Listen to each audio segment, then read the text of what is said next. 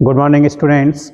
आज इस क्लास में हम आपको बताने वाले हैं कि मार्च 2024 में BSc यानी board of school education Haryana का पेपर किस तरह से रहेगा। तो उसका प्रैक्टिस पेपर जो यहाँ पर है, उस प्रैक्टिस पेपर को हम देखते हैं कि भाई किस तरह से हमारा नया पैटर्न 2024 से लागू होने जा रहा है हरियाणा बोर्ड में। ये एग्जैक्ट CSC जैसा पैटर्न रहेगा।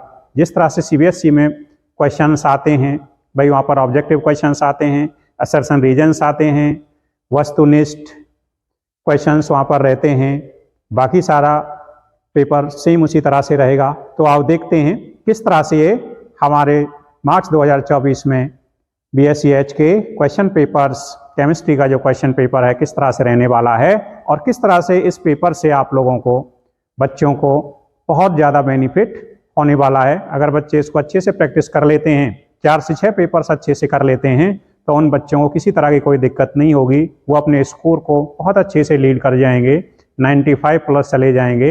या फिर जो बच्चे बहुत कमज़ोर हैं या फिर जो बॉर्डर लाइन पर हैं, उनको भी बहुत ज़्यादा बेनिफिट होने वाला है, वो भी अपना आसानी से पास हो सकते हैं। तो आप देखते हैं केमिस्ट्री, तो केमिस्ट्री में क्या रहेगा, मैक्सिमम मार्क्स 70 रहना है। 3 आवर्स का ये पेपर रहेगा। इसमें ये जर्नल इंस्ट्रक्शंस हैं, तो आप लोग इन जर्नल इंस्ट्रक्शंस को पढ़ सकते हो पेज वाइज, सभी पुस्तक के बारे में, आंसर शीट के बारे में, पेपर के बारे में, क्वेश्चन नंबर्स के बारे में। तो इस तरह से ये सारे के सारे इंस्ट्रक्शंस आप लोगों को दी हुई हैं। हम सीधा क्वेश्चंस पर चलेंगे। तो यहाँ पर हम देखते हैं first question, which of the following is an example of solid solution. कौन सा इनमें से सॉलिड सॉल्यूशन का एग्जाम्पल है। तो आप बड़े आसानी से इसको कर सकते हैं।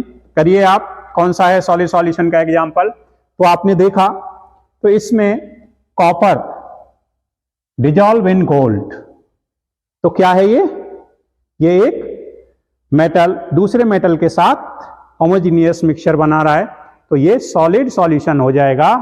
तो इसका आंसर फर्स्ट हो जाएगा। इस तरह से आप लोगों ने कर लिया होगा, कर सकते हो। नेक्स्ट क्वेश्चन हम देखते हैं, value of KH for a gas is. किसी गैस के लिए KH की वैल्यू क्या होगी, हेनरी कांस्टेंट की वैल्यू इसमें क्या होती है। तो आप लोग इसको कर सकते हो। तो क्या आंसर हो जाएगा इसका, तो इसका आंसर हो जाएगा इंक्रीज इन टेम्परेचर। तो ये इसका आंसर है। Question number 3, what is SI unit of conductivity. Conductivity की SI यूनिट क्या है, आप लोग जानते हो, बताइए आंसर। तो SI यूनिट कंडक्टिविटी की होती है साइमन पर मीटर, साइमन मीटर इनवर्स। क्या होती है, साइमन पर मीटर। कर सकते हो। नेक्स्ट क्वेश्चन,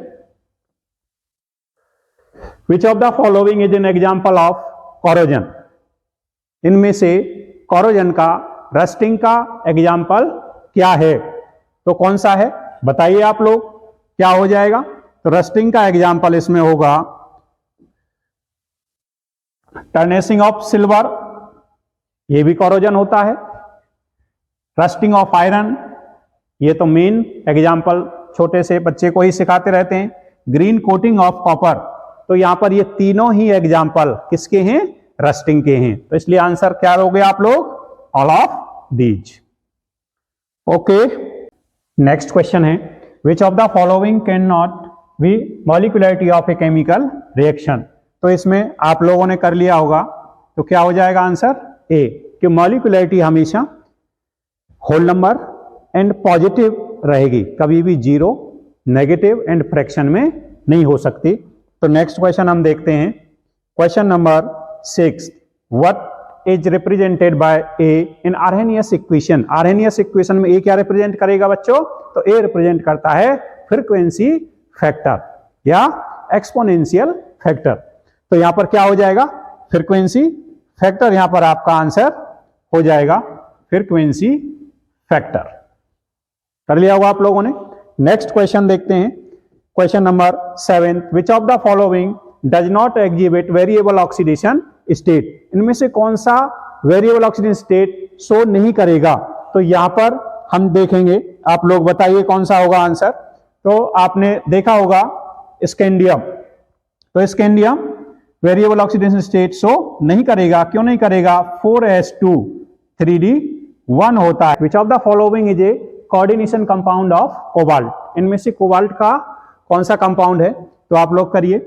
विटामिन B12 यहां कोबाल्ट होता है, क्लोरोफिल यहां पर मैग्नीशियम होता है, हीमोग्लोबिन यहां पर आयरन होता है। तो आप लोगों ने कर लिया होगा, क्या आंसर हो जाएगा? Vitamin B12। कर सकते हो। Which reagent is used in Finkelstein reaction? Finkelstein reaction आप लोगों ने की है, तो क्या है फिनकल-स्टेन रिएक्शन? ये हैलाइड एक्सचेंज रिएक्शन है इन विच एल्काइल हैलाइड यानी alkyl chloride and alkyl bromide on treatment with KI और NaI undergo halide exchange to form alkyl iodide. This is called Finkelstein reaction. तो आपने कर लिया होगा, क्या आंसर हो जाएगा? फिनकल-स्टेन रिएक्शन में कौन सा यूज होता है? आप लोगों ने कर लिया होगा NaI। ओके, नेक्स्ट क्वेश्चन यहां पर question number 10th, which of the following has the lowest boiling point? अब यहां पर आप लोग देखते हो कि बॉइलिंग पॉइंट किसका लोएस्ट होगा? बॉइलिंग पॉइंट लोएस्ट पे सबसे कम एन ब्यूटेन, उसके बाद सबसे कम ये हो जाएगा। तो आंसर तो आपका ये हो जाएगा। अगर इसमें इंक्रीज या डिक्रीजिंग ऑर्डर देखते तो ब्यूटेन के बाद ईथर होता, ईथर के बाद एल्डिहाइड होता और सबसे ज्यादा होता एल्कोहल का, क्योंकि यहां पर इंटरमॉलिक्यूलर हाइड्रोजन बॉन्डिंग फॉर्म हो जाएगा। नेक्स्ट क्वेश्चन देखते हैं, question number 11, what is IUPAC name of cinnamaldehyde? अब आप लोगों ने यहां देखा होगा कुछ ग्रुप्स होते हैं भाई सिनामाइल। देखो यहां पर सिनाम ग्रुप जो रहता है वो क्या रहेगा? C6H5CH डबल बॉन्ड CH, तो आ जाएगा C6H5CH डबल बॉन्ड CH। तो ये सिनामाइल ग्रुप है। अगर भी लगा देते हैं तो यहां पर ये कौन सा ग्रुप बन जाएगा बच्चों? ये बन जाएगा क्रोटोमाइल, क्रोटोन ग्रुप हो जाएगा। अगर इसको इधर रोटेट कर देते आप लोग CH2 double bond CH CH2, तो ये बन जाता एलाइल ग्रुप। और अगर इसमें सिर्फ ये रखते CH2 डबल बॉन्ड CH, तो ये हो जाता विनाइल। तो ये कौन सा हो जाएगा? ये हो जाएगा सिनाम, ये हो जाएगा क्रोटॉन, ये हो जाएगा एलाइल और ये हो जाएगा विनाइल। तो आपको यहां पूछा गया है सिनामएल्डिहाइड, तो सिनामएल्डिहाइड, अब यहां सिनाम पर एल्डिहाइड CHO लगा दो आप लोग। CHO जब लगाओगे तो 1 2 3 फिनाइल प्रॉप, 3 कार्बन है, 3 फिनाइल प्रॉप 2 in 1 हल। तो क्या आंसर हो जाएगा? 3 फिनाइल प्रॉप 2 in 1 हल। सिनाम, क्रोटॉन, एलाइल, विनाइल, ये ग्रुप आपको पता रहना चाहिए। Next question number 12, what is the type of isomerism between propane 1 amine and propane 2 amine? अब इस तरह से IUPAC में अगर वर्ड रूट फिक्स है, उसकी पोजीशन चेंज होती है, तो आप लोग जान सकते हो क्या हो रहा है? पोजीशन बदल रही है, और पोजीशन चेंज हो रही है तो कौन सा आइसोमर हो गया बच्चों? Position isomer. तो यहां पर आंसर इसका हो जाएगा पोजीशन आइसोमर। कौन सा हो जाएगा? पोजीशन आइसोमर इसका आंसर हो जाएगा। कर सकते हो। नेक्स्ट क्वेश्चन हम देखते हैं। नेक्स्ट है, which of the following is not a disaccharide? कौन सा डाइसैकराइड नहीं है? तो क्या कर सकते थे? तो इसमें सुक्रोज डाइसैकराइड है, माल्टोज डाइसैकराइड है, लैक्टोज डाइसैकराइड है। तो कौन सा डाइसैकराइड नहीं है? यहां पर डाइसैकराइड नहीं होगा, राइबोज। कौन सा नहीं होगा? राइबोज। तो आंसर क्या हो जाएगा? राइबोज। नेक्स्ट क्वेश्चन हम देखते हैं, विच of the following is involve in blood clotting? Blood clotting में कौन सा विटामिन इन्वॉल्व होता है? तो आप लोग बताइए कौन सा रहेगा? ब्लड क्लॉटिंग में जो इन्वॉल्व विटामिन होता है, विटामिन के। ई एंटी स्टेरिलिटी विटामिन होता है, vitamin C pyorrhoea, citrus fruits, skin, vitamin A eyes. तो इस तरह से क्या आंसर हो जाएगा? Vitamin K. Next question, question below consist of two. अब देखिए यहां पर ये नया पैटर्न ऐड किया गया है असर्शन रीजन का। इसमें क्या है, चार ऑप्शन जो बनाए होंगे उन चारों ऑप्शंस में आपने ध्यान रखना है कि भाई असर्शन राइट है, रीजन राइट है, रीजन असर्शन का कंप्लीट या एग्जैक्ट एक्सप्लेनेशन है, या फिर असर्शन रॉन्ग है, रीजन राइट है, या रीजन रॉन्ग है, असर्शन राइट है। तो इस तरह से इसमें आपको ऑप्शन मिलेंगे। तो आपने इन क्वेश्चंस को ध्यान से करना है। ये बड़े सिंपल क्वेश्चन होते हैं, डरने की जरूरत नहीं होती है इसमें। तो अब इसमें मान लो क्वेश्चन नंबर 5, क्वेश्चन नंबर 5 में दे रखा है study of actinoid is difficult than the study of lanthanoid. Actinoids की स्टडी लेंथेनॉइड्स की स्टडी से डिफिकल्ट है। रीजन है इसका actinoid are radioactive elements. अब देखो most of the actinoids are radioactive, ये सही है। दूसरा, एक्टिनॉइड्स की स्टडी लेंथेनॉइड के कंपैरिजन में डिफिकल्ट है, ये भी राइट है, लेकिन ये इसका एग्जैक्ट एक्सप्लेनेशन नहीं है। तो आपने कौन सा आंसर देना था? तो आंसर आपने देना है कि भाई A is true but R is false, A is false but R is true, both A and R are true and R is not the correct explanation। और A था इसमें both A and R are true and R is the correct explanation of A। तो आपने इसमें answer देना था कि दोनों सही हैं लेकिन एक्सप्लेनेशन नहीं है, इसलिए इसका आंसर हो जाएगा बी। कर सकते हो। Next question, next assertion reason है आपका 16। Assertion A, thiocyanate ligand can cause linkage isomerism. Reason है इसका ambident ligand result in linkage isomerism. तो यहां पर बच्चों ध्यान रखना है, एम्बिडेंट लिगेंड वो मोनोडेंटेड लिगेंड होते हैं जिनमें दो डोनर एटम होते हैं लेकिन एक टाइम पर एक डोनर एटम से डोनेट करेगा।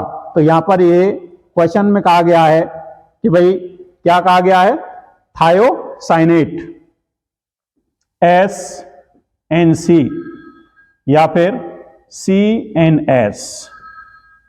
तो यहां पर क्या है, एम्बिडेंट लिगेंड ही लिंकेज आइसोमरिज्म शो कर सकता है, इसलिए असर्शन भी राइट है, रीजन भी राइट है और रीजन असर्शन का एग्जैक्ट एक्सप्लेनेशन भी है, इसलिए इसका आंसर हो जाएगा A. Both A and R are true and R is the correct explanation of A. Next question, next question आपका है 17 में है assertion alcohol are readily soluble in water. Reason इसका दिया है alcohol form hydrogen bonding with water. Alcohol पानी में आसानी से घुल जाते हैं। क्यों घुल जाते हैं? उन्होंने कहा है कि वाटर के साथ हाइड्रोजन बॉन्डिंग फॉर्म कर लेता है। तो यहां पर दोनों राइट हैं और करेक्ट एक्सप्लेनेशन भी है, क्योंकि एल्कोहल वाटर में जब घुलेगा तो वो इंटरमॉलिक्यूलर हाइड्रोजन बॉन्ड फॉर्म करके ही डिजॉल्व होता है, इसलिए इसका आंसर हो जाएगा A. Both A assertion reason are correct and reason correct explanation of A. तो इसलिए इसका आंसर ए हो जाएगा। नेक्स्ट क्वेश्चन आपका यहां पर आ जाएगा 18। The question below consist of two statement, वही असर्शन रीजन है, तो आप लोगों ने आंसर देना है। असर्शन इसका है when nucleotide is linked to phosphoric acid we get a nucleoside. तो ये यहां पर गलत हो गया। क्यों? क्योंकि आप लोगों ने देखा या पढ़ा है कि न्यूक्लियोसाइड फॉस्फेट ग्रुप से जुड़ करके PO4 3 नेगेटिव से जुड़ करके तब ये न्यूक्लियोटाइड बनाता है। तो ये रिवर्स दिखा रहा है, वो कह रहा है कि भाई nucleotide is linked to get, तो ये गलत। ये सही कब हो सकता था? जब न्यूक्लियोटाइड यहां होता और यहां न्यूक्लियोसाइड होता, यानी न्यूक्लियोसाइड PO4 4 नेगेटिव के साथ कंबाइन होकर के न्यूक्लियोटाइड बनाता है, इसलिए ये गलत है। Nucleotides are joined together by phosphodiester, ये राइट है, क्योंकि न्यूक्लियोटाइड्स क्या होते हैं, पॉलीएस्टर्स होते हैं या डाइएस्टर, इसके फॉस्फेट के एस्टर्स होते हैं या फॉस्फेट के डाइएस्टर्स इनको कह सकते हो। फॉस्फोडाइएस्टर लिंकेज इनके बीच में प्रेजेंट होती है, तो ए गलत है, आर सही है। आपने ऑप्शन देखना है इसमें कौन सा है, तो एज, तो इसमें आंसर हो जाएगा आपका डी, एज फॉल्स। तो क्या आंसर हो जाएगा, डी हो जाएगा, A false but R as true. Next question आ जाता है 19। अब यहां से आपके एक्सप्लेनेशन वाले क्वेश्चन चल जाते हैं। भाई 19 क्वेश्चन आपका कहता है कि what are the ideal and non ideal solutions. आपको पता होगा भाई आइडियल सॉल्यूशन, अगर आइडियल सॉल्यूशन की बात करें और नॉन आइडियल सॉल्यूशन, आप लोगों को बहुत अच्छे से याद है, तैयार कर चुके हो। भाई आइडियल में क्या हो गया, रॉल्स लॉ को रॉल्स लॉ फॉलो करेगा, ये फॉलो नहीं करेगा, यानी जो पार्शियल प्रेशर होगा वो partial pressure vapour pressure in pure state and mole fraction के प्रोडक्ट के इक्वल होगा। यहां पर ऐसा नहीं होगा, कर सकते हो, पहला पॉइंट। दूसरा, delta we at the time of formation of solution, change in volume zero रहेगा आइडियल के केस में, यहां पर जीरो नहीं रहेगा, या तो पॉजिटिव रहेगा या नेगेटिव रहेगा, या तो पॉजिटिव रहेगा, पॉजिटिव डेविएशन, या फिर नेगेटिव रहेगा, जीरो नहीं रहेगा। Enthalpy change delta H equal to zero in ideal case, non ideal में डेल्टा एच ये भी जीरो नहीं रहेगा, ये भी पॉजिटिव रहेगा, एक्सोथर्मिक हो सकता है या एंडोथर्मिक हो सकता है, तो इसको आप कर सकते हो, एक्सोथर्मिक हो सकता है या फिर एंडोथर्मिक हो सकता है। चौथा पॉइंट इसका है, फोर्थ पॉइंट आप इसमें दे सकते थे भाई, force of attraction between solute solvent, solute solute and solvent solvent equal रहेंगे। यहां पर जो फोर्स है सॉल्यूट का, सॉल्वेंट का, सॉल्यूशन का, सभी के पार्टिकल्स के, solute solute, solvent solvent equal रहेगा, यहां पर फोर्स ऑफ अट्रैक्शन इक्वल नहीं रहेंगे। तो इस तरह से आप आइडियल एंड नॉन आइडियल को डिफरेंस कर सकते हो, बड़ा आसान सा क्वेश्चन था। या फिर उसके बाद नेक्स्ट आ जाता है calculate amount of, next question आपको दे रखा है, calculate amount of benzoic acid required for the preparation of 250 ml of 0.15 m solution in methanol. तो किस तरह से आप बनाएंगे, तो बड़ा सिंपल सा क्वेश्चन है, आप लोगों ने नॉर्मलिटी में इसमें किया हुआ है, तो यहां पर कर भी सकते हो, प्रैक्टिकल्स में भी ये पूछा जा सकता है। तो सिंपल सा फॉर्मूला होता है x equal to mw upon 1000। तो ये वेट ऑफ सॉल्यूट जो डिजॉल्व किया है, ये मोलरिटी है, यहां पर मोलर मास, ये वॉल्यूम इन ml। तो क्या है, वॉल्यूम इन ml है, यहां पर मोलर मास है, यहां पर मोलरिटी है, यहां पर वेट ऑफ सॉल्यूट है इन ग्राम। तो आपको यहां दिया हुआ है भाई सब कुछ, calculate the amount of benzoic acid required for preparing 250 ml of 0.15 in methanol. 2 number का क्वेश्चन है आपका।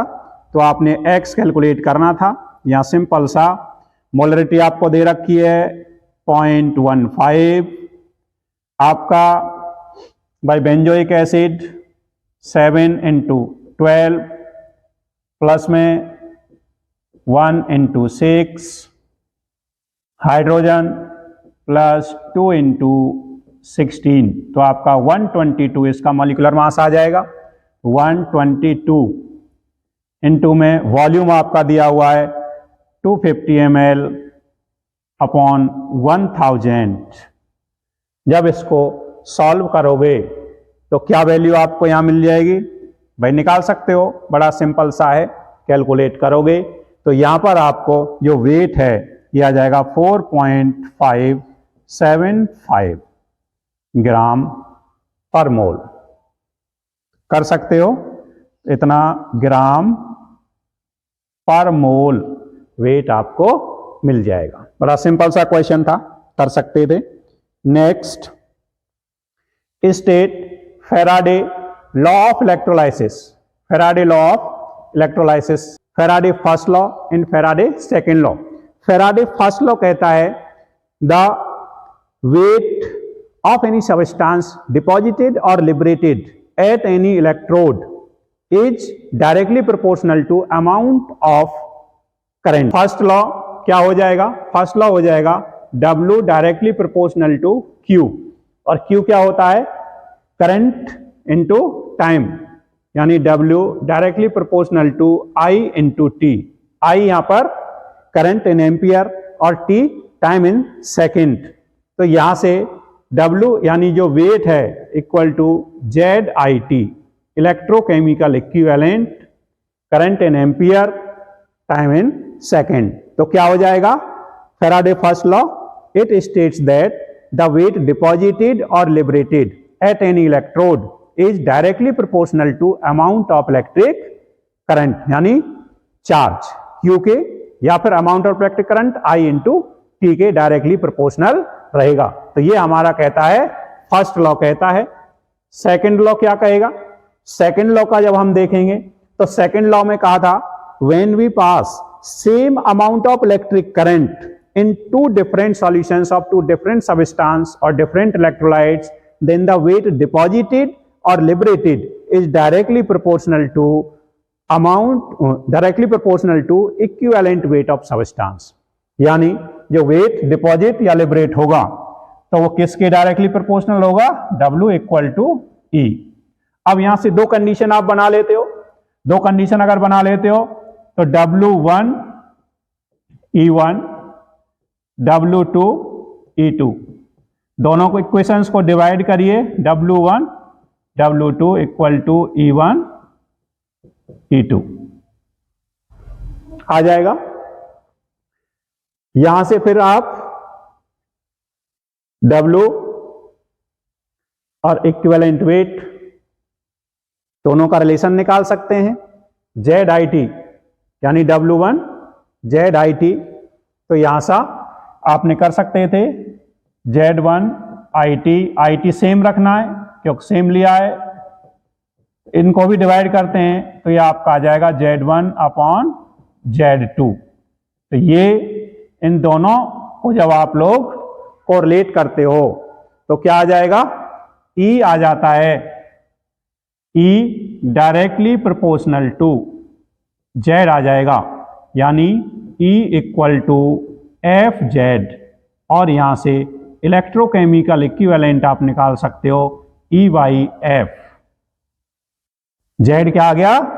Electro chemical equivalent. तो यहां से आप लोगों को पता चल गया कि भाई जो वेट है, जो वेट आप डिपॉजिट करोगे तो वेट इक्वल टू हो सकता है ZQ हो सकता है, इक्वल टू हो सकता है ZIT हो सकता है, इक्वल टू हो सकता है E ओवर F Q हो सकता है, equal to E over F IT। तो ये फैराडे लॉ ऑफ इलेक्ट्रोलाइसिस हो सकते हैं। नेक्स्ट क्वेश्चन है what is pseudo first order reaction. Pseudo first order reaction क्या होती है? इसका example, pseudo first order reaction होती है वो रिएक्शन जो बाई मॉलिक्यूलर हो लेकिन उसका ऑर्डर 1 हो।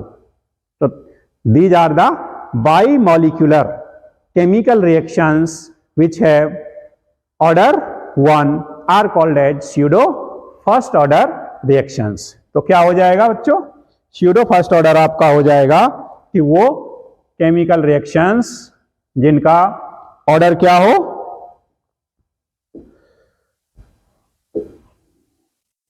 स्यूडो फर्स्ट में बाईमॉलिक्यूलर reactions having order of reaction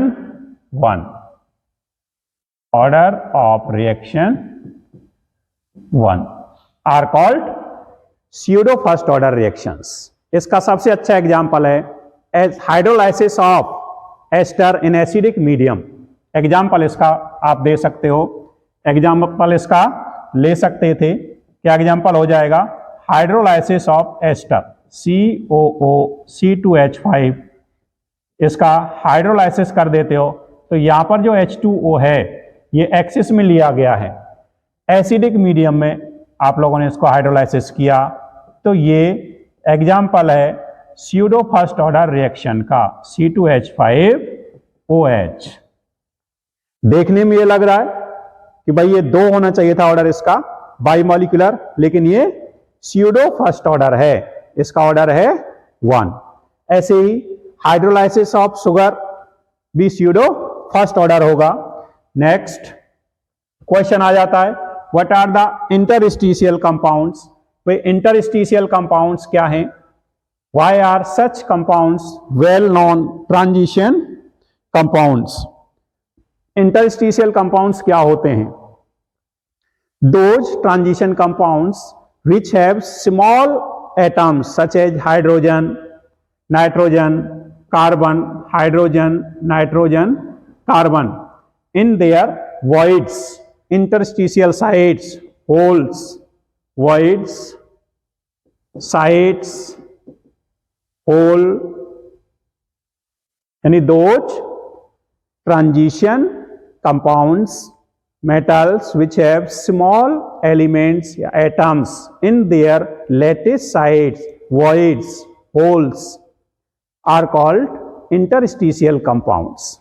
ये स्मॉल एटम हो सकते हैं, हाइड्रोजन हो सकता है, कार्बन हो सकता है, नाइट्रोजन हो सकता है।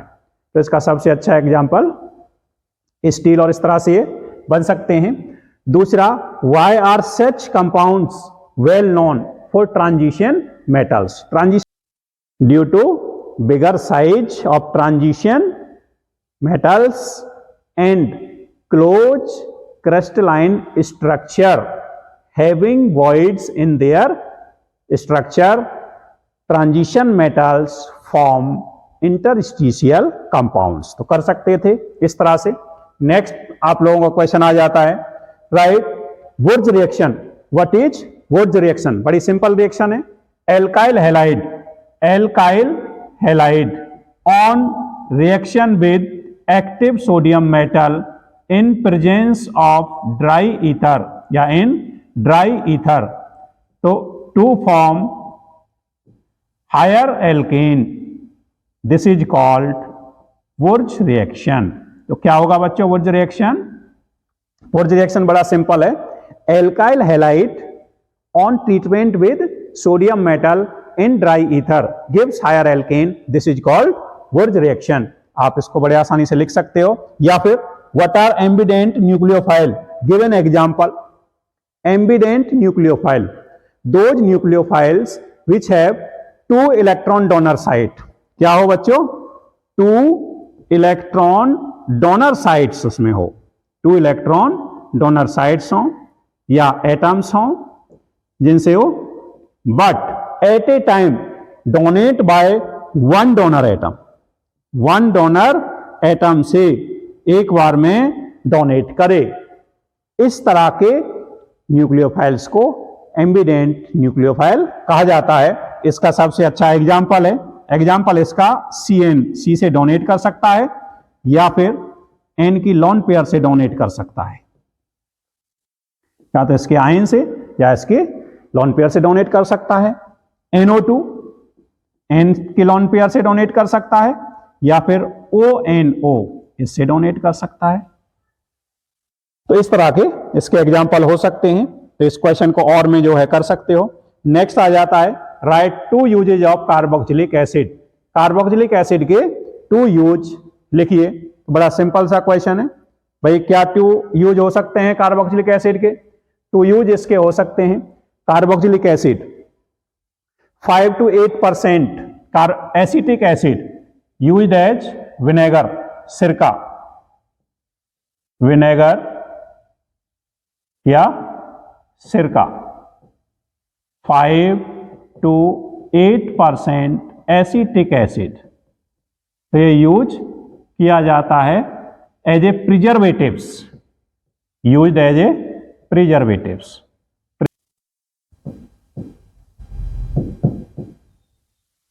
दूसरा saponification, higher fatty acids on saponification gives soap.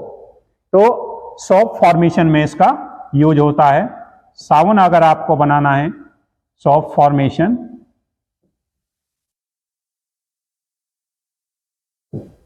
Higher fatty acids, higher fatty acids, तो यहां पर इनको यूज कर सकते थे। ये यूज इसका हो सकता है as a preservatives, in saponification या फॉर्मेशन ऑफ सोप। तीसरा आप कर सकते थे as a coagulant, acetic acid also use as in coagulants. Next आता है कंप्लीट द फॉलोइंग कन्वर्जन्स। इन कन्वर्जन्स को आप कैसे करेंगे? Ethanoic acid to propanoic acid. Ethanoic क्या होता है भाई? CH3COOH, इथेनोइक एसिड है। आपको हमने रिएजेंट करा रखे हैं LiAlH4, LiAlH4, ये रिड्यूस कराएगा अप टू एल्कोहल, तो यहां इथेनॉल फॉर्म हो जाएगा, CH3CH2OH फॉर्म हो गया इथेनॉल। अब यहां जब इथेनॉल फॉर्म हो जाएगा तो इथेनॉल, यहां पर आप लोगों को और रिएजेंट यूज करा रखा है SOCl2, PCl3, PCl5। क्या फंक्शन है? OH को हटा करके यहां पर CH3 CH2Cl ऐड कर लेगा। उसके बाद फिर नेक्स्ट रिएजेंट आपको कराया है KCN। ये रिएजेंट्स आप वीडियोज में कीटोकेमिस्ट्री में देख सकते हो, सारे रिएजेंट करा रखे हैं, सारी नेम रिएक्शंस करा रखी हैं। KCN तो यहां से रिमूव हो जाएगा और ये फॉर्म हो जाएगा CH3 CH2CN। उसके बाद जब इसका hydrolysis, dilute H2SO4 dilute mineral acid, जब इसका हाइड्रोलाइसिस करेंगे तो यहां से ब्रेक हो जाएगा, 3 OH जोड़ेंगे, अनस्टेबल होगा और यहां पर प्रोपेनोइक एसिड इस तरह से फॉर्म हो जाएगा CH3COOH। तो आप बना सकते थे इथेनोइक एसिड से प्रोपेनोइक एसिड, बड़ा सिंपल है। नेक्स्ट आप देखें, नेक्स्ट इसमें क्वेश्चन पूछा गया है convert नाइट्रोसोमीथेन to dimethyl Amin. नाइट्रोसोमीथेन CH3NO2, भाई इसका रिडक्शन करा दो, FeHCl रिडक्शन करा दिया, CH3NH2 बन गया। अब आपने एक रिएक्शन, नेम रिएक्शन की हुई है, नेम रिएक्शंस की भी सभी की वीडियो आपको दे रखी है। तो क्या हो जाएगा भाई? क्लोरोफॉर्म CHCl3 प्लस 3KOH, तो यहां आइसोसाइनाइड बन जाएगा। इसे क्या कहते हैं? कार्बाइल अमीन रिएक्शन, कार्बाइल अमीन रिएक्शन या आइसोसाइनाइड टेस्ट। कार्बाइल अमीन रिएक्शन या फिर आइसोसाइनाइड टेस्ट, आइसोसाइनाइड टेस्ट। तो यहां पर क्या बन जाएगा? CH3NC बन जाएगा। उसके बाद इसका क्या करिए आप? रिडक्शन करा दीजिए, तो सेकेंडरी अमीन यहां फॉर्म हो जाएगा H, किसकी प्रेजेंस में? Na plus ethyl alcohol ETOH। कोई भी रिड्यूसिंग रिएजेंट यहां पे लिया, रिडक्शन इसका करा दिया, तो इस तरह से डाई मिथाइल अमीन यहां पर फॉर्म हो जाएगा। आप बड़ी आसानी से इस कन्वर्जन को कर सकते थे। डाई मिथाइल अमीन, रिडक्शन किया, मिथाइल अमीन बनाया, क्लोरोफॉर्म KOH, कार्बाइल अमीन रिएक्शन, आइसोसाइनाइड फॉर्म हुआ, रिडक्शन किया और यहां पर डाई मिथाइल अमीन फॉर्म हो गया। नेक्स्ट रिएक्शन हम यहां पर नेक्स्ट क्वेश्चन देखते हैं। An aqueous solution 2% non volatile solute exert A pressure of 1.004 bar at normal boiling point of the solvent. What is the molar mass of the solute? बड़ा simple है, colligative properties में आपने depression in vapour pressure का formula आपने पढ़ा होगा, तो इसमें बड़ा आसान सा आप इसको कर सकते थे। क्या हो जाएगा भाई, इसमें हो जाएगा delta P upon P naught equal to weight of solute upon molar mass of solute, molar mass of solvent upon में वेट ऑफ सॉल्वेंट। स्मॉल वाला ये सॉल्यूट का है और कैपिटल सॉल्वेंट है। तो यहां पर आपको दे रखा है कि भाई ये क्या दे रखा है, यहां पर ये PS है और P नॉट आपको पता है 1 ATM, अगर ATM में होता तो इसको 1.013 बार। तो क्या हो जाएगा, ये हो जाएगा 1.013 माइनस 1.004 अपॉन 1.013 इक्वल टू कितना लिया है यहां पर 2% लिया, यानी 2 ग्राम। एम कैलकुलेट करना है, इनटू वाटर है, एक्वस है, कितना हो जाएगा 18 हो जाएगा। 100 में से जब 2 जाएगा तो कितना 98 मिल जाएगा, 98। तो इस तरह से जब आप कैलकुलेट करते हैं तो मोलर मास यहां पर आपको ऑब्टेन्ड हो जाएगा। मोलर मास आप कैलकुलेट कर सकते हो, बड़ा सिंपल है। तो ये मोलर मास ऑब्टेन्ड हो जाएगा 41.35। तो इस तरह से आप लोग इन क्वेश्चंस को कर सकते हो, बड़ा सिंपल है।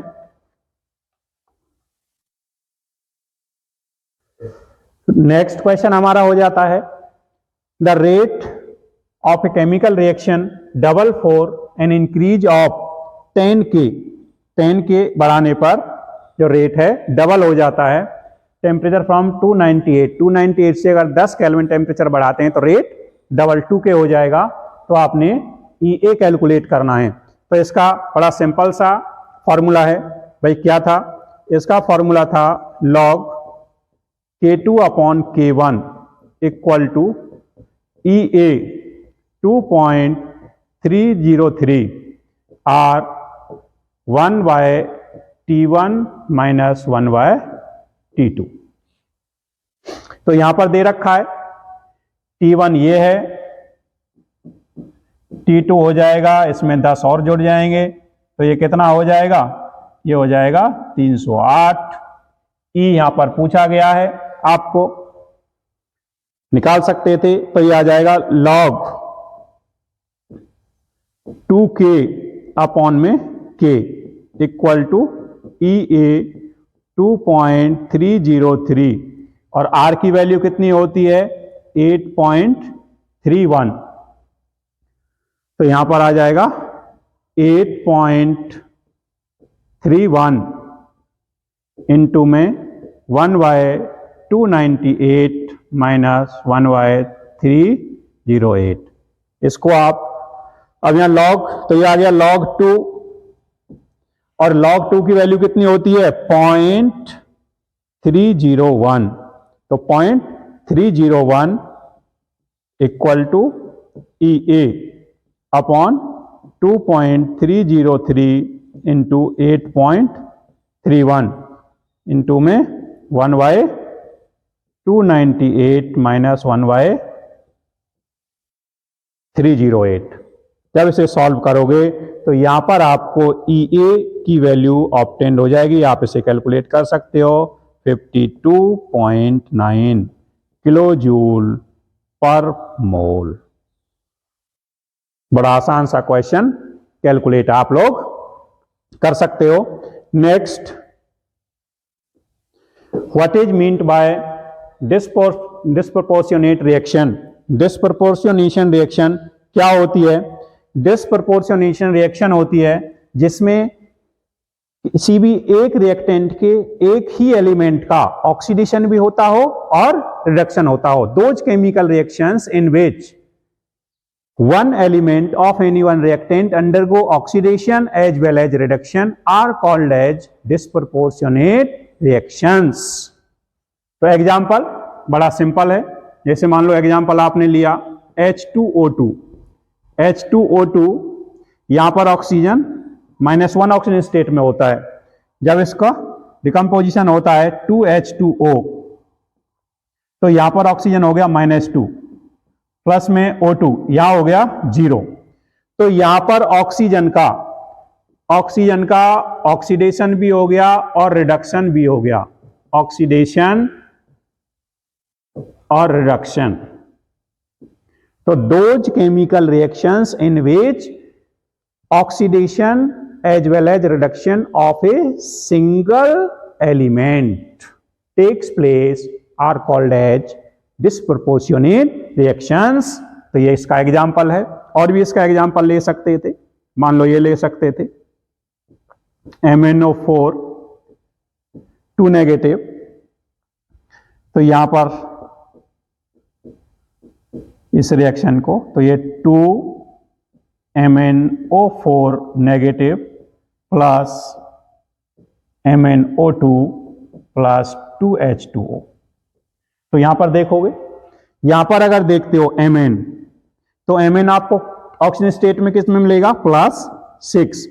यहां पर देखते हो तो यहां पर आपको मिलेगा +7। तो यहां पर तो इसका ऑक्सीडेशन हो गया। और यहां पर देखोगे +4, +6 से +4, तो रिडक्शन हो गया। तो ये क्या हो गई रिएक्शन? ये रिएक्शन हो गई डिस्प्रपोर्शनेट रिएक्शन। कर सकते हो? ओके।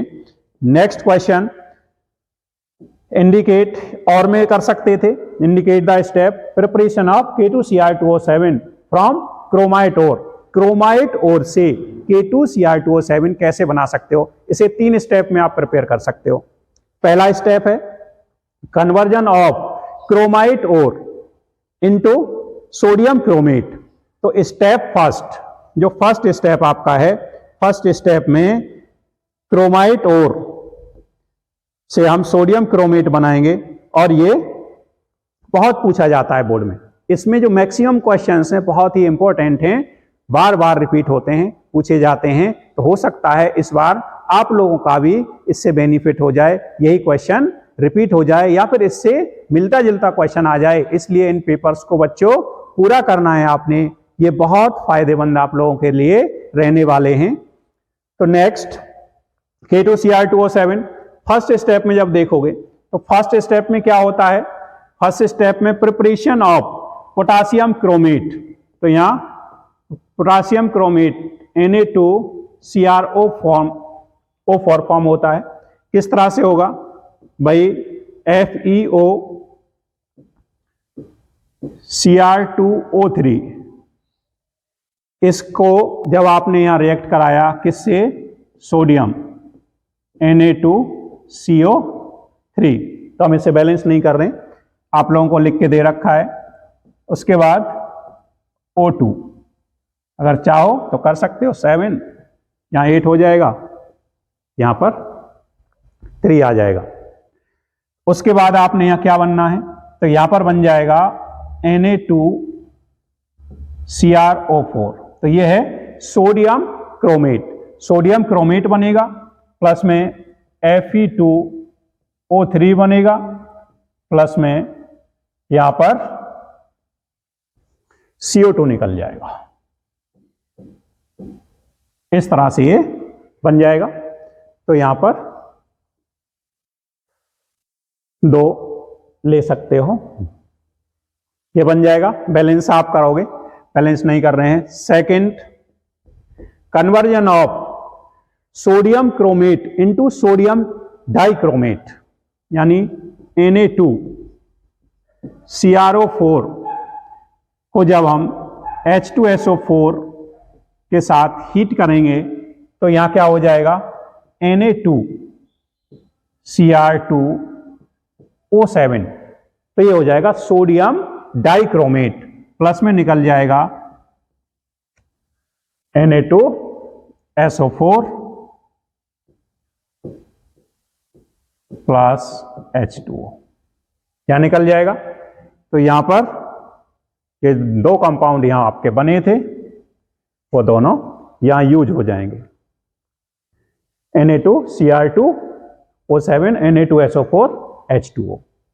नेक्स्ट में आपने करना है, थर्ड स्टेप में हो जाएगा conversion of sodium dichromate into potassium dichromate. तो ये जो सोडियम डाइक्रोमेट का सॉल्यूशन आपको मिला है Na2Cr2O7, इसको आप Ki कराएंगे, तो Ki से ट्रीट कराते हो तो ये बन जाएगा K2Cr2O7 प्लस में ये निकल जाएगा NaI। तो यहां 2 लेने पड़ेंगे, ये 2। इस तरह से आप पोटासियम डाइक्रोमेट जो और में दे रखा है उसको भी आप प्रिपेयर कर सकते हो। नेक्स्ट क्वेश्चन देखते हैं। Next question explain haloarenes are extremely less reactive. Haloarenes are extremely less reactive than haloalkanes. तो इसमें क्या है, हेलोएरीन्स को जब आप देखते हो तो हेलोएरीन्स न्यूक्लियोफिलिक सब्स्टिट्यूशन में रेजोनेंस स्टेबलाइज हो जाती हैं। तो इसमें क्या हो जाएगा, इनमें रेजोनेंस इजीली ऑब्टेन्ड हो जाएगा और इस हेलोएरीन की रेजोनेंस की वजह से यहां Cl में डबल बॉन्ड कैरेक्टर आ जाता है। क्या आ जाएगा बच्चों, डबल बॉन्ड कैरेक्टर आ जाएगा। इस तरह से ये रेजोनेंस स्टेबलाइज हो जाएगा और रेजोनेंस स्टेबलाइज होकर के कार्बन और हेलोजन के बीच में यहां डबल बॉन्ड कैरेक्टर हो जाता है, जिसकी वजह से ये स्टेबलाइज हो जाते हैं। जबकि एल्काइल हैलाइड में रेजोनेंस नहीं होता, यहां पर डबल बॉन्ड कैरेक्टर नहीं आएगा। तो इसलिए aryl halides are more stable, that is least reactive towards nucleophilic substitutions due to this resonance stabilized nucleus and gain partially double bond character between carbon and halogen molecule. That's why haloarenes are least reactive in comparison to haloalkanes. दूसरा, haloarenes benzene ring C6H5 and X halogen और benzene electronegativity difference less होता है, जिसकी वजह से ये bond less polar रहेगा, आसानी से नहीं टूटेगा। जबकि हेलोएल्केन्स में ये डिफरेंस ज्यादा रहेगा, बॉन्ड आसानी से ब्रेक हो जाएगा। और रीजन दे सकते थे, यहां पर हाइब्रिडाइजेशन sp2 और sp3 वेरी करता रहता है, चेंज होता रहता है, जबकि यहां पर ऐसा नहीं होता। फोर्थ एग्जांपल आप यहां ले सकते थे कि ये बल्कि ग्रुप, बल्कि बेंजीन न्यूक्लियस, बल्कि बेंजीन न्यूक्लियस की वजह से न्यूक्लियोफाइल रिपेल कर दिया जाएगा, दूर भगा दिया जाएगा, रिपल्सन हो जाएगा, तो आसानी से रिएक्ट नहीं करेगा। जबकि इसमें ऐसा नहीं है, इसलिए एराइल हैलाइड्स लेस रिएक्टिव होते हैं in comparison to alkyl halides. कर सकते हो, okay. Next question, describe methods for identification of primary tertiary and secondary primary secondary and tertiary amines को किस तरह से आप डिफरेंशिएट कर सकते हो। बड़ा सिंपल सा इसका रिएजेंट है, टेस्ट है, हिंजबर्ग रिएजेंट। कौन सा है, हिंजबर्ग्स टेस्ट। रिएजेंट क्या होता है, ये C6H5SO2Cl बेंजीन सल्फोनाइल क्लोराइड, अब ये बेंजीन सल्फोनाइल क्लोराइड जब हम इसको देखते हैं तो ये प्राइमरी अमीन्स, अगर प्राइमरी अमीन हम यहां पर लेते हैं RNH2,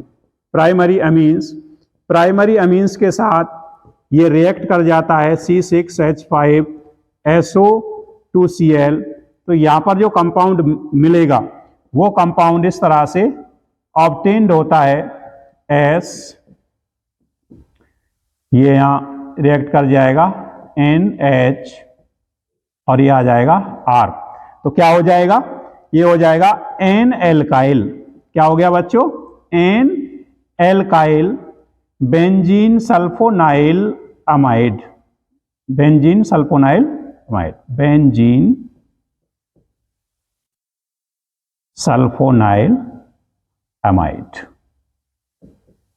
इसको जब हम NaOH के साथ रिएक्ट कराएंगे, एल्कली के साथ रिएक्ट कराते हैं, NaOH ले सकते हो या एल्कली ले सकते हो, तो यहां पर क्लियर सॉल्यूशन हो जाएगा, सॉल्यूबल होता है, सॉल्यूबल या क्लियर सॉल्यूशन हो जाएगा। सेकेंडरी अमीन में क्या हो जाएगा, अगर हम यहां पर सेकेंडरी अमीन ले लेते RNHR और इसको रिएक्ट कराते हैं C6H5SO2Cl, तो यहां पर तो हाइड्रोजन अवेलेबल होता है, रिएक्ट कर जाता है इसके साथ, सॉल्यूबल हो जाएगा सॉल्ट। तो यहां पर ये इस तरह से कंपाउंड फॉर्म होता है S, तो क्या हो जाएगा NR, तो ये NN di alkyl benzene sulphonyl amide form हो जाएगा। और जब इसको आप NaOH में डिजॉल्व करेंगे तो ये इनसॉल्यूबल होगा। क्या हो जाएगा बच्चों, इनसॉल्यूबल होगा। ये सॉल्यूबल हो गया, क्लियर ट्रांसपेरेंट सॉल्यूशन मिल गया, यहां इनसॉल्यूबल हो जाएगा। और टर्सरी अमीन्स, अगर हम टर्सरी अमीन को देखें तो एक्टिव हाइड्रोजन नहीं होता, C6H5SO2Cl, तो यहां पर नो रिएक्शन यहां पर आ जाएगा। तो इस तरह से हम इसको डिफरेंशिएट कर सकते थे हिंजबर्ग टेस्ट के जरिए। प्राइमरी अमीन्स हिंजबर्ग टेस्ट के साथ टेस्ट करते हैं, N alkyl benzene sulphonyl amide form करेगा जो NaOH में सॉल्यूबल होगा। Secondary amine di alkyl benzene sulphonamide form करेगा जो NaOH एल्कली में इनसॉल्यूबल होगा, और टर्सरी अमीन रिएक्ट नहीं करेगा। इस तरह से आप कर सकते हो।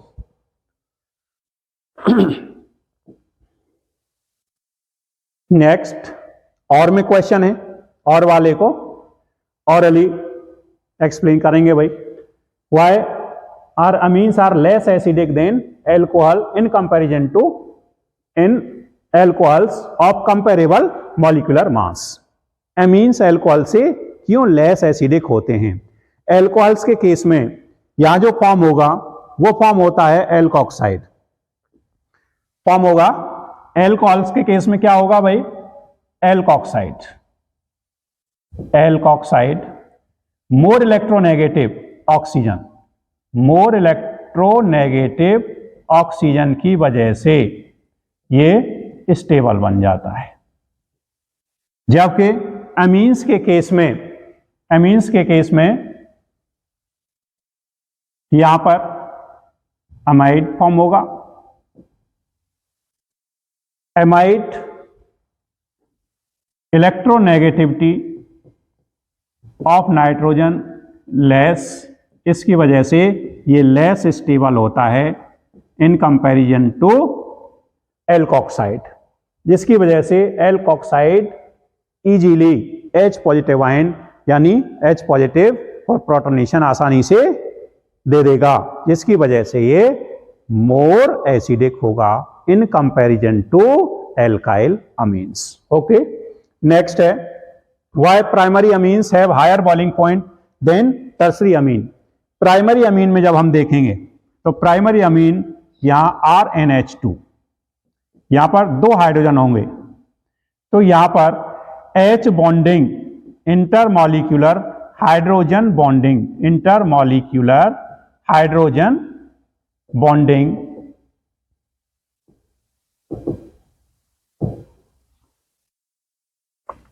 Higher extreme in comparison to tertiary amines. तो टर्सरी अमीन्स में यहां पर हाइड्रोजन नहीं होता।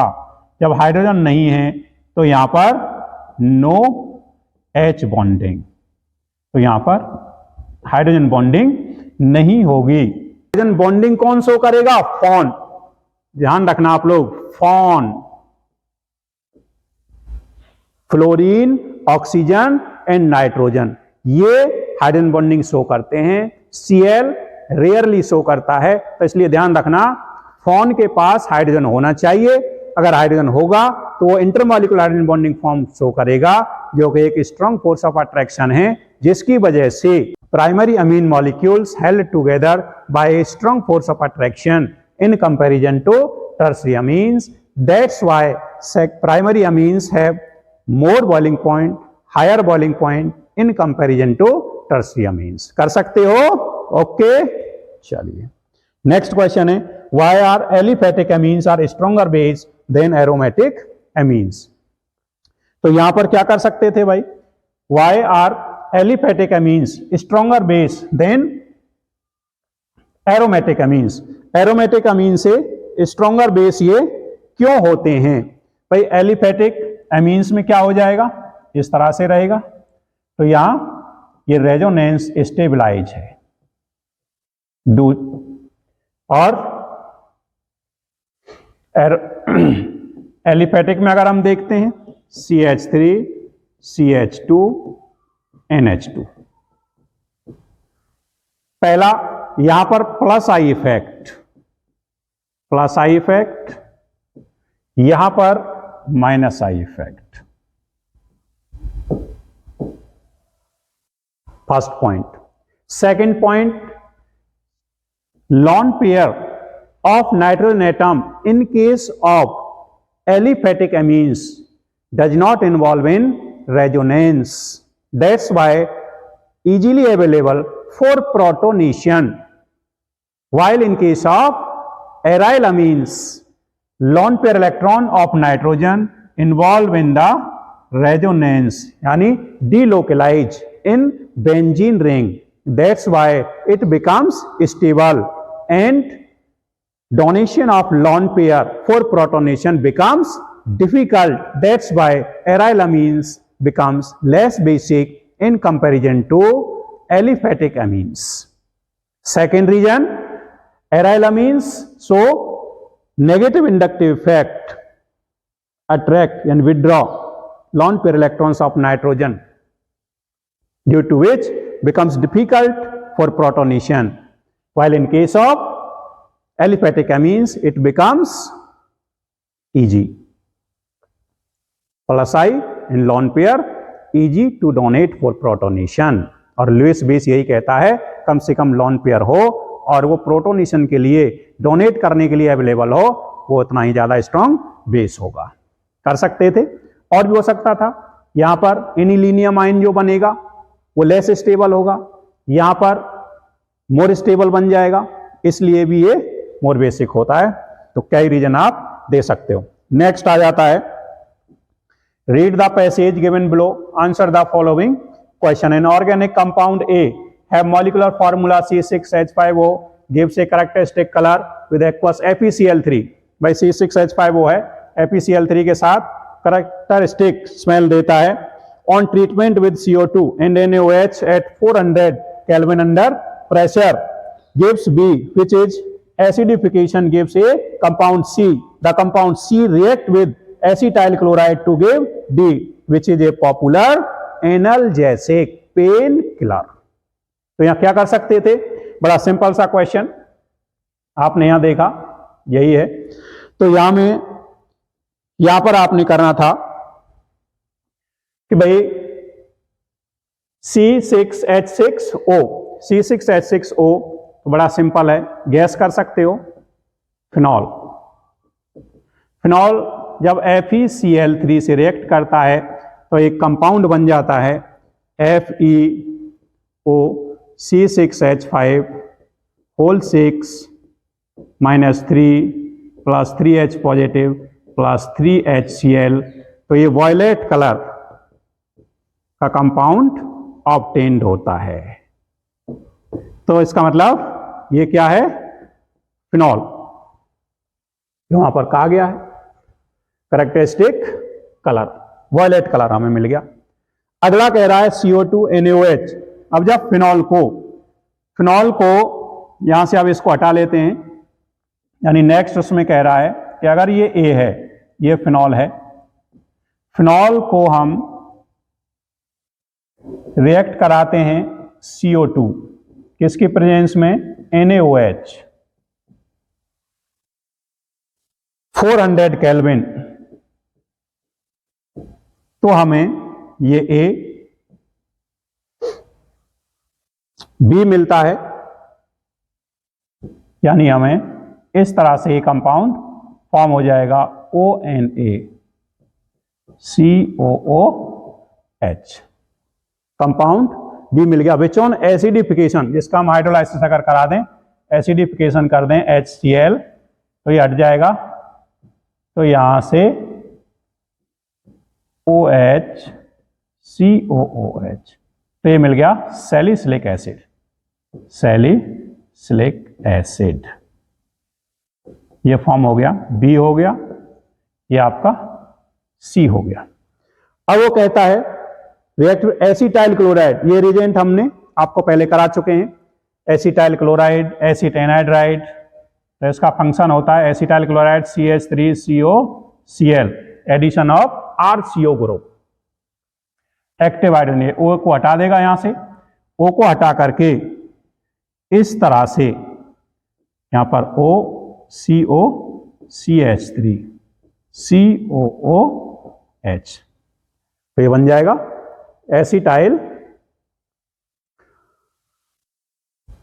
सैलिसैल्डिहाइड बन जाएगा, एसिटाइल सैलिसिलिक एसिड बन जाएगा, और इसको एस्पिरिन भी कह देते हैं, acetyl salicylic acid, salicylic acid इसका नाम हो जाएगा, इसको एस्पिरिन भी इसको कह देते हो, और ये एस्पिरिन ही एनल, तो ये D आपका फॉर्म हो गया, A बन गया, B हो गया, C हो गया, D हो गया। तो इस तरह का क्वेश्चंस पूछा जाता है CBSE में भी, और HBSE में नया ट्रेंड ये किया गया है, 2024 से लागू हो रहा है, तो इसमें ये आएगा। तो अब आप देखते हैं हम इस पर क्वेश्चन भाई किस तरह से, तो यहां पर जो इसमें क्वेश्चन पूछा गया है, कितने कार्बन एटम है, 1 2 3 6 इसमें है, तो 9 कार्बन एटम हो गए।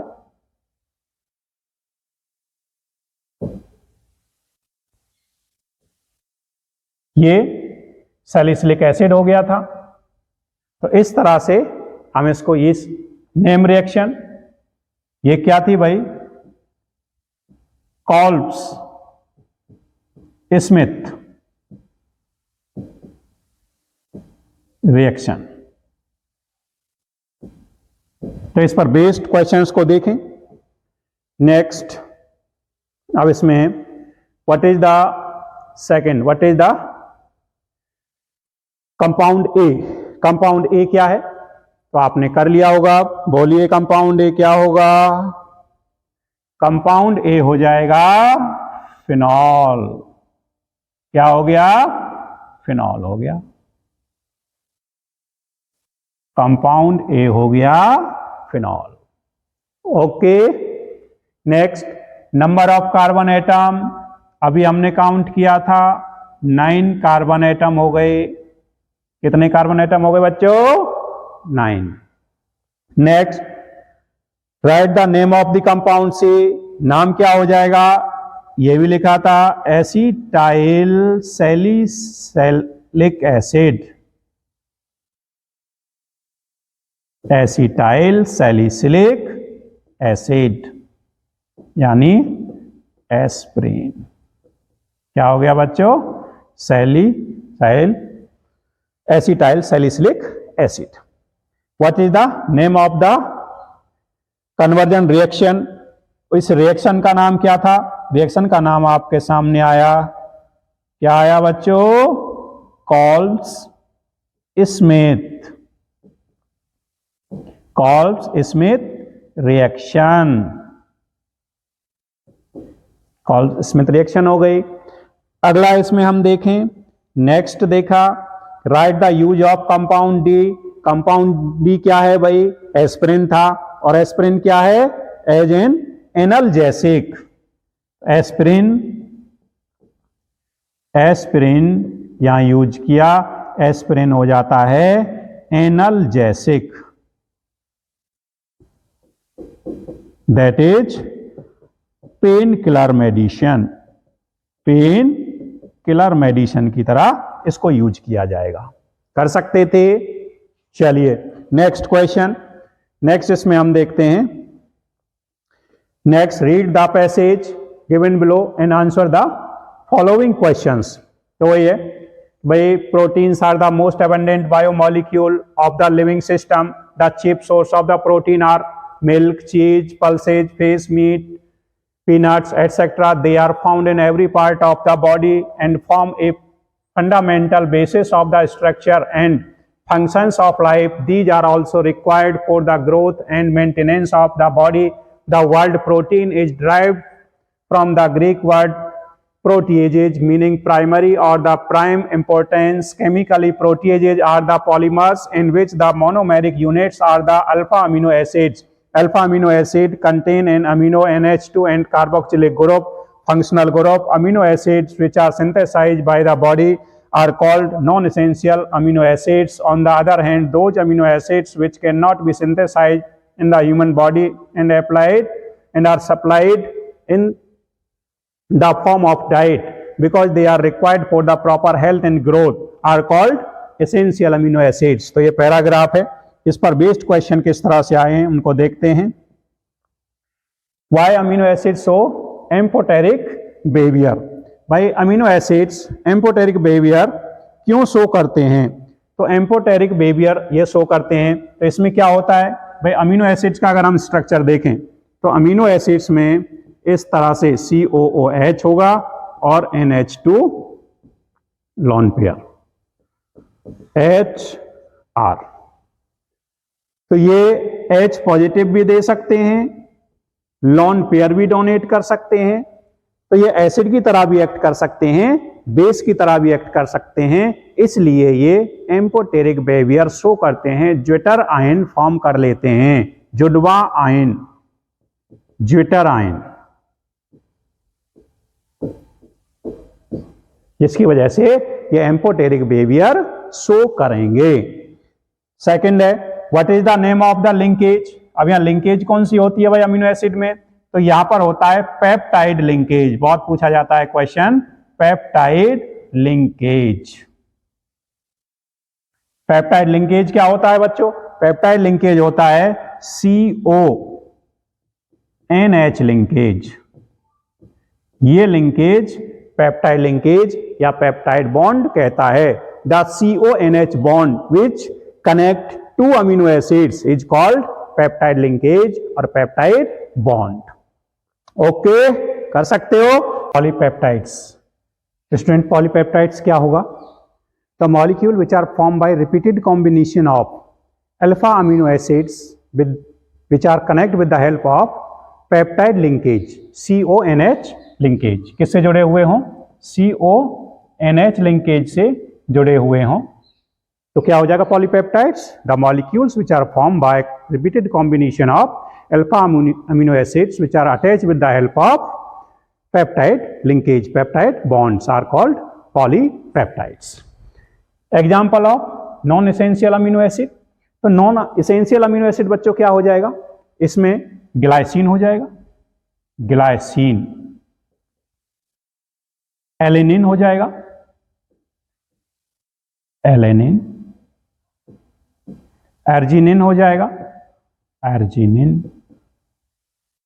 टायरोसिन हो जाएगा। तो बहुत सारे इस तरह से हो जाएंगे।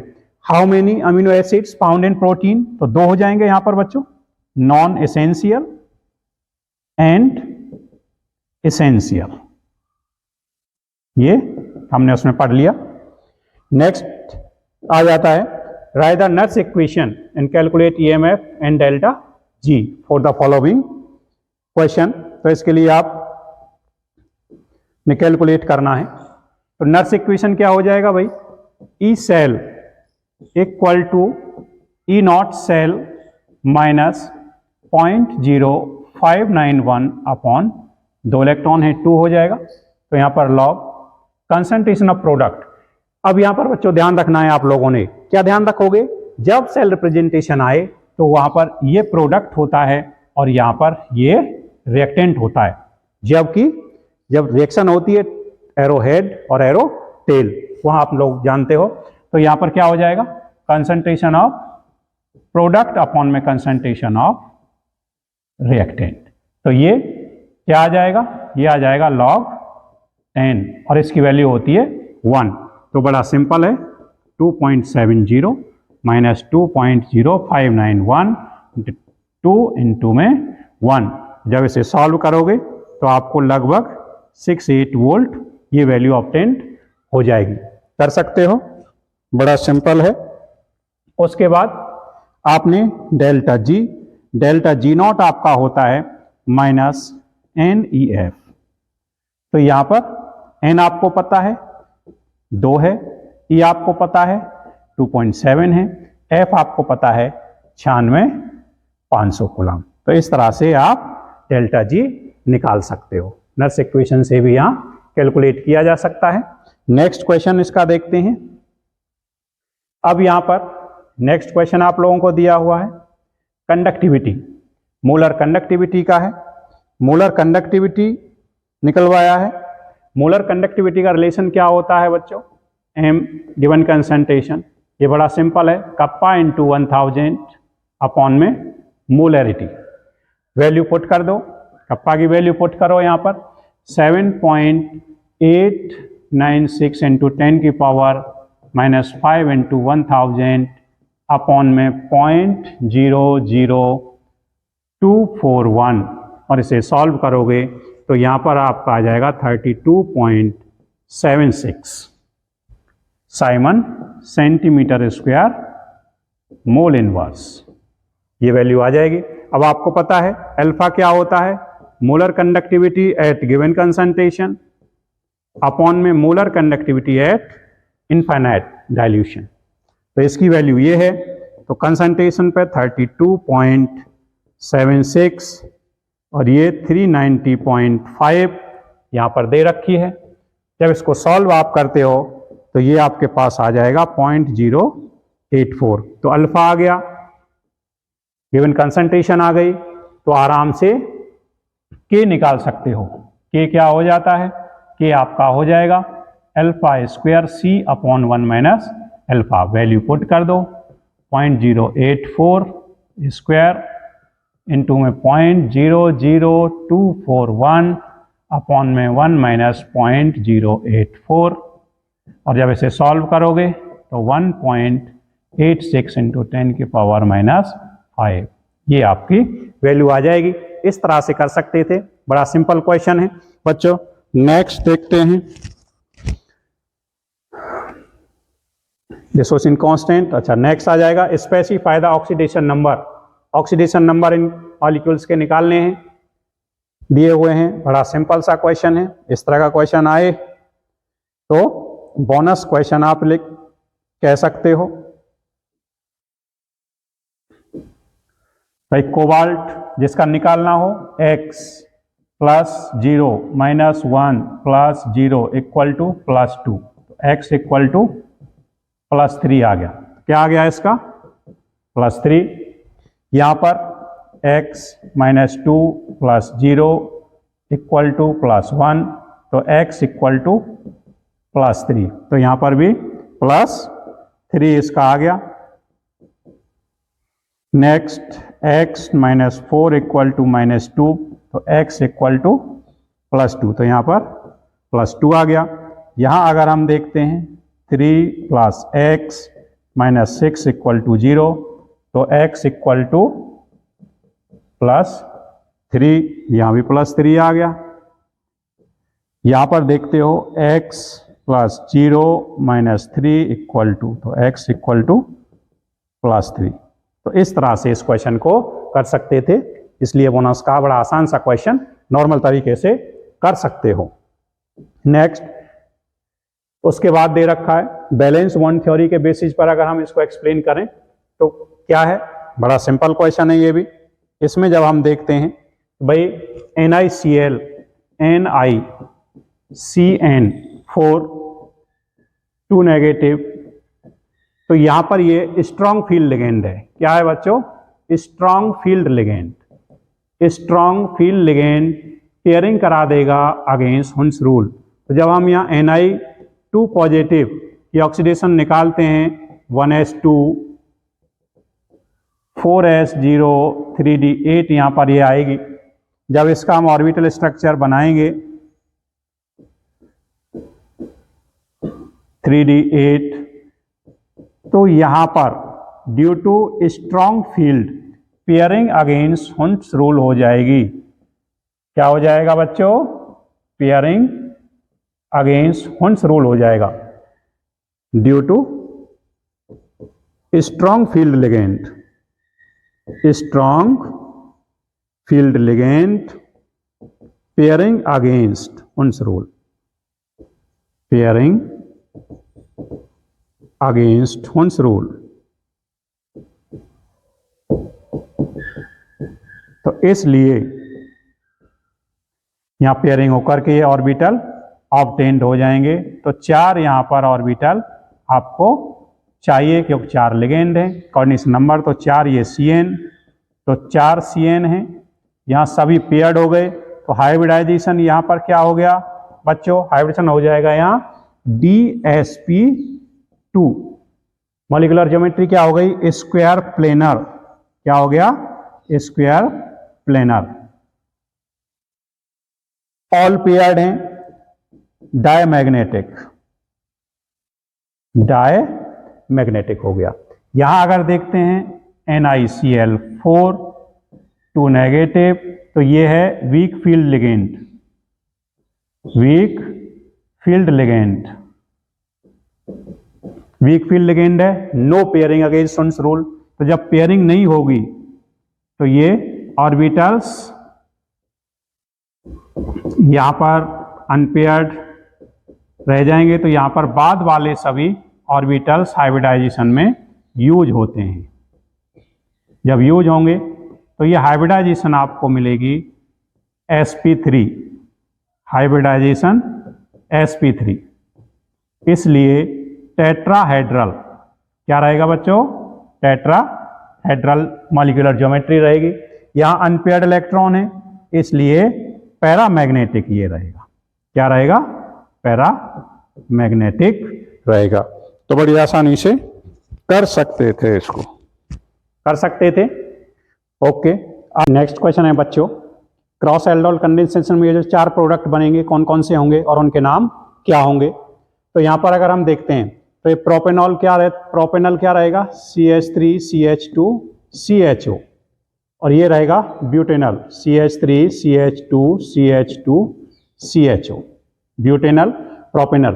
तो ये वाला इनोलेटाइन बनेगा, इसमें ये इनोलेटाइन फॉर्म होगा। जो इनोलेटाइन इस कार्बन पर फॉर्म होता है, इसमें इनोलेटाइन इस कार्बन पर फॉर्म होगा। तो ये एक बार तो ये अपनी एटम के साथ जब ये रिएक्ट करेगा तो इस तरह से कंपाउंड यहां फॉर्म हो जाएगा COH C, इस तरह से। जब ये इस पर अटैक करेगा तो ये इस तरह से फॉर्म हो जाएगा C, तो यहां OH आ जाएगा और यहां CH, तो 1 2 यहां फॉर्म हो गए। नेमिंग जब इनकी दोगे तो 1 2 3 4 5, बाकी तुम जानते हो, मिथाइल हाइड्रोक्सी। जब ये मॉलिक्यूल इस पर अटैक करेगा तो तीसरा कंपाउंड तुम्हारा इस तरह से OH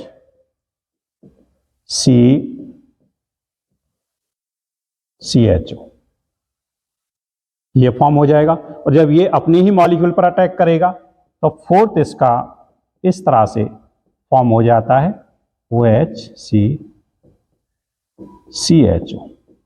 जब तुम्हें नंबरिंग देनी है 1 2 3 4 5 6, 1 2 3 4 5, तो ये एथाइल हाइड्रोक्सी, ये हाइड्रोक्सी हो जाएगा। तो यहां हेक्सेनल आ जाएगा, यहां पेंटेनल आ जाएगा, यहां पर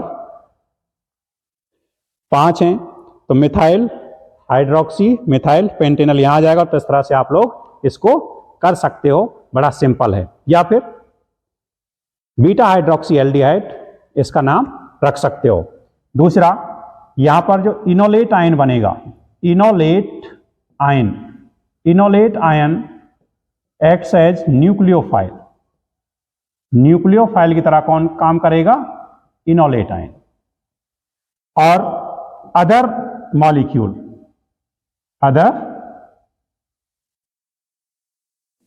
मॉलिक्यूल जिस पर इनोलेट आयन अटैक करेगा वो यहां पर इलेक्ट्रोफाइल की तरह काम करेगा। आप लोग आसानी से निकाल सकते हो। ओके, चलिए इसका और वाला पोर्शन देखते हैं। Draw the structure of the following compounds, इन कंपाउंड्स के स्ट्रक्चर ड्रॉ करिए। बड़ा सिंपल है भाई। बेंजीन कह रहा है para nitro NO2, propio CH2 CH3, propiophenol, acetophenone होता तो यहां CH3 होता, ये प्रोपियोफिनॉन हो जाएगा। तो यहां पर आपने क्या करना है, पहले इसको बनाना होता है पेंट। 5 कार्बन आप बनाइए, पेंट 5 कार्बन बना दिए। 3 पर इन 2 ऑन लगा दो, 3 पर इन लगा दो, 4 पर मिथाइल लगा दो, बन गया। बना सकते थे तो नंबरिंग यहां से देनी थी 1 2 3 4 5। फिर से वही पेंट 1 2 3 4 5, क्योंकि वो कह रहा है पेंटेनोइक एसिड 5। तो क्या कह रहा है 3 ब्रोमो 4 फिनाइल, 3 पर ब्रोमो 1 2 3, 4 पर फिनाइल। तो ये बन गया आपका 3 पर ब्रोमो 4 पर phenyl pentanoic acid. Next 4 paramethyl benzaldehyde, भाई ये बेंजेल्डिहाइड होगा, पैरा पर मिथाइल लगा रहा है CH3। बना सकते थे, बड़ा सिंपल था। नेक्स्ट इसमें 3 मिथाइल ब्यूटेनल, तो ब्यूटेनल CHO, 3 पर मिथाइल 1 2 3 4, तो 3 मिथाइल ब्यूटेनल। तो इस तरह से बच्चों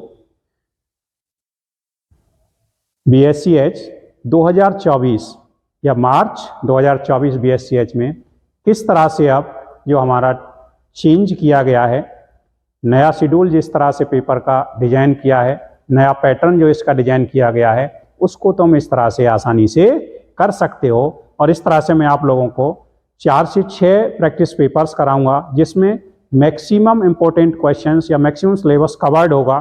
तो इससे आप लोगों को बहुत बेनिफिट होने वाला है।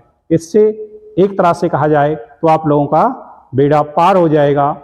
जो मीडियम बच्चे हैं और जो अच्छे बच्चे हैं उनका स्कोर 95+ एक्सलेट हो जाएगा।